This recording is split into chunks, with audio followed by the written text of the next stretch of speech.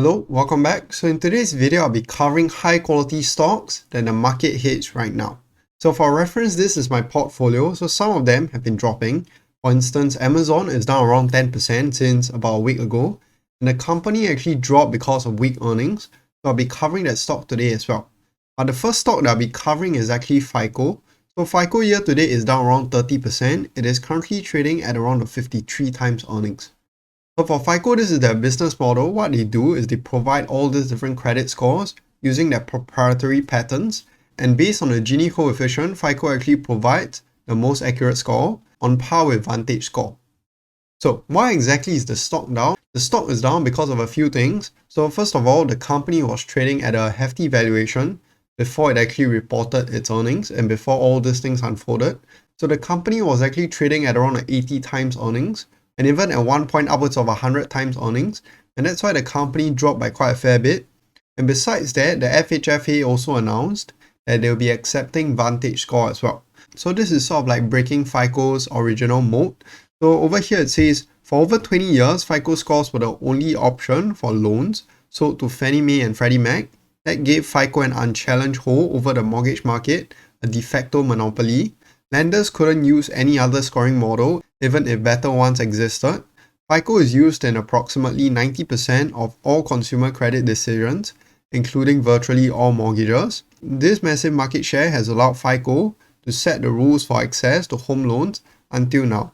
The FHFA validation of Vantage 4.0 score shatters that dynamic.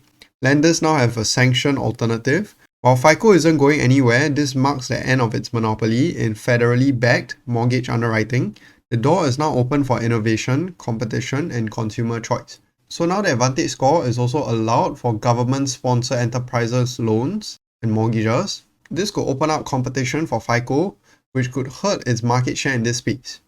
So the alternative to FICO score is actually your Vantage score. Vantage score was created by our three credit bureaus in 2006, and it's sort of like an alternative to FICO score. So Vantage score is a credit scoring model developed by Equifax, Experian, and TransUnion.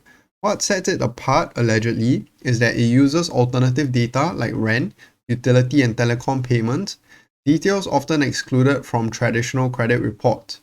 This helps score millions of Americans who otherwise wouldn't qualify for a FICO score, and according to Vantage score, up to 33 million consumers will benefit from this broader, more inclusive credit evaluation. But based on Def Cantasaria, this is actually untrue. So FICO have actually come out with their own model as well, which is called the FICO Score XD. And the FICO Score XD uses similar models as well. They use rent, they use utility bills, they use telecom bills as well, to try and have a more inclusive scoring so that people without a credit history can also get scored. And in that 33 million consumers that Vantage score actually said, only about 10 to 15 million is beyond FICO scope, meaning to say the real market share gain for Vantage score is only around 10 to 15 million consumers. So besides the brand of FICO, this is actually another one of FICO's mode, which is the switching cost. So banks and financial institutions have FICO algorithms baked into its underwriting and risk management systems. The entire workflows, all the different portions, everything have to be switched over if they were to swap from FICO to Vantage score. So for example, another company which is Synchrony, they actually swapped from FICO score to Vantage score. That process took around 3 years, and they only saved around 10% of their revenues by doing so. And when a company is doing so as well, it risks having to pay a higher interest on all the consumer debt that flows into the company. So based on Def Cantasaria, it's between 0 and 0.5%, which is quite significant considering your mortgage loans are upwards of $100,000.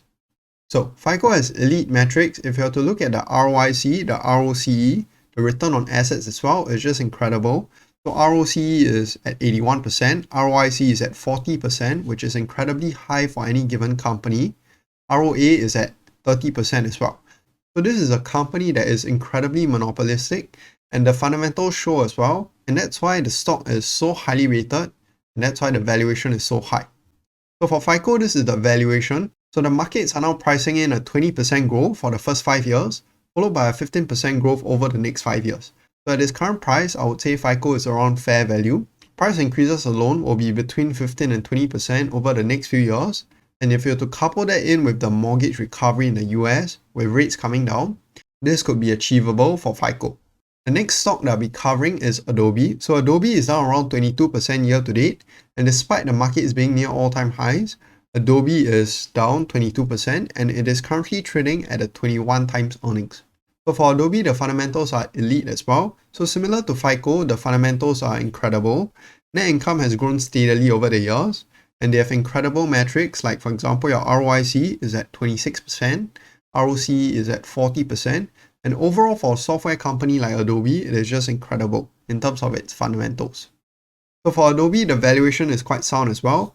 So the company's stock-based comp adjusted free cash flow is around $7.5 billion, and the markets now are only pricing in around a 7% return on that free cash flow over the next few years, over the next 10 years. The stock is cheap, and that's why it looks interesting today. So for Adobe at today's price, it looks interesting with not much expectation being baked into the company. At 5% stock-based comp adjusted free cash flow, it's a company with poor sentiments at a decent valuation. And when you have Figma that is significantly lower than Adobe, trading at a valuation that is incredibly high. And for Adobe, it could be a similar story to Google as well, where the company just continually executes and the risks are a lot more exaggerated as compared to the reality of the company.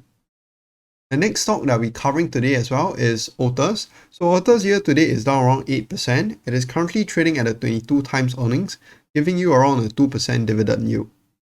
So for Otis, this is their business model. They sell lifts. So the revenue is actually split about equally between your services as well as the lifts being built. But if you were to look at the operating profit, the services actually make up around 80% of the total operating profit. So this is incredibly predictable income coming into the business almost every single year. And that's why I view Otis as a high quality business. And for Otis, if you were to look at a metric similar to Adobe and FICO, the company has incredible metrics. So ROC of 73%, ROIC of 54%, which is a lot higher than a lot of your software companies. And it has ROA of around 14% as well. So for Otis, the metrics show that it is a quality business. But the problem with the company is this: the company is facing a lot of headwind in the housing market. So this is actually China's housing prices over the past 5 years. And as you can see, the housing prices have just been on this steady decline over the years, and it is currently undergoing some form of recovery. So if we can see the Chinese housing market recovering, that will lead to more growth for Otis over the next few years. But of course, there will be some form of lag time between your housing market recovering as well as Otis. So the recovery for Otis could take a lot longer than expected. It could take a lot longer for the company to resume back to growth. So for Otis, it is a highly predictable business in an oligopolistic industry. The company is projected to start growing again, and it could be a safe 10% from this company. It could be interesting again if the company drops below a 20 times earnings when it is priced for basically no growth. So for Otis, it is an interesting company that I'm looking at right now as well. The company is a bit slow growing, but it is a predictable business that will likely recover with the housing market recovery. Next stock is an interesting one as well. It is one of my holdings. So this stock is actually Amazon, and over the past 5 days, the stock is actually down around 10%. The company is now trading at a 32 times earnings. So for Amazon, the reason the stock dropped is because of your AWS deceleration. So AWS actually came in at around 17% growth in Q2 of this year, and this is significantly lower as compared to all the other cloud computing companies. So you had Azure growing at 39%, you had Google growing at 34%, and you had Oracle growing at 50% as well. So the markets are now pricing in that AWS is actually losing share. But if you have to look at the backlog growth over the past few years as well, the backlog growth is actually re-accelerating, and this is overall positive for AWS. And for Amazon, the valuation today isn't very demanding as well. So the price to operating cash flow is actually now at around 18 times, which is a historical low if you were to look at Amazon's overall valuation. And besides that, the operating cash flow is actually depressed because they brought in a lot more inventory ahead of the tariffs, which is artificially suppressing the operating cash flow. So the price to operating cash flow now on a normalized basis should be at around 17 to 16 times, which is a historical low for Amazon. So for Amazon today, if you were to consider what could go wrong with the company, there are a few things that stand out. So of course, Amazon is a company that is highly cyclical. And besides that, there's consumer weakness as well. So in the US, if the consumer weakens, then this could hurt Amazon's earnings. But for now, I think the consumer in the US is strong. I mean, Visa, MasterCard, American Express, and even the retail sales data came in strong. And with the big beautiful bill coming up, it could lead to even more consumption, which will help companies like Amazon. And besides that, another bear thesis for Amazon is simply just the massive capex. So if you were to look at the capex over the past year, it is upwards of $100 billion. And if you were to depreciate it over a 10-year period, that means they're spending around $10 billion every single year on capex. And for the company's AWS segment, is actually growing at around $20 billion in terms of the revenue only. So if the capex is all being put into AWS, they're not actually earning as much as what people are expecting. And the only way the capex can work out is if the company continually grows at this rate, even without the capex increasing over the next few years, which could be highly unlikely. So for this capex bear thesis, I think it is possible that the company could face some form of bottom line headwind over the next few years with the increased depreciation and with the slowing of growth. So this could be a valid bear thesis for Amazon. And the last one is simply just the losing of share in your cloud computing segment. So when you have Azure growing at nearly 40%, when you have GCP growing at 34%, and with AWS growing at only 17%, AWS could start losing share to its competitors, which is bearish for the stock and the story as well. Last portion, I'll be covering some questions left in the comments. So the first one, it says Canadian Pacific and Canadian National Railway are looking interesting at today's price. So if you were to look at Canadian National Railway, for example, this company is currently trading at a 17 times earnings, giving you around a 2.7% dividend yield. So the company is down around 8% year to date, and I think for this company, it is simply just a boring business that will compound over years and years to come. But there are a few things for you to take note as well when it comes to all these rails. They have high capital intensity, which will drive down their margins. They are not particularly high growing as well, although they're extremely predictable business. And when it comes to owning compounding machines, what you want is a blend of both growth as well as predictability. So for your Canadian National Railway as well as your Canadian Pacific, they are incredibly predictable businesses, but they lack the growth. And that's why I don't view them as quality investments in my portfolio today.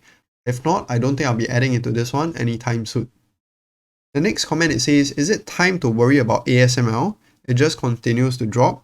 If you don't think it's a worry, is it just a good buying opportunity? So for ASML, I view it as a decent buying opportunity today. The company is trading at a 24 times earnings. But of course, don't make it too big a position size in your portfolio, because for the company, for ASML, they have the China risk that is hanging around as well. So they currently have around 20% of the revenues coming in from China. And if you were to frame it, they could lose that 20%. And if they lose that 20%, the multiple will contract by quite a fair bit, which will hurt not only their fundamentals, but the share price returns as well. So beware of this risk when you're owning a company like ASML. That's why I'm not planning to make it an outsized position. I hope you guys have found this one useful and invest safe.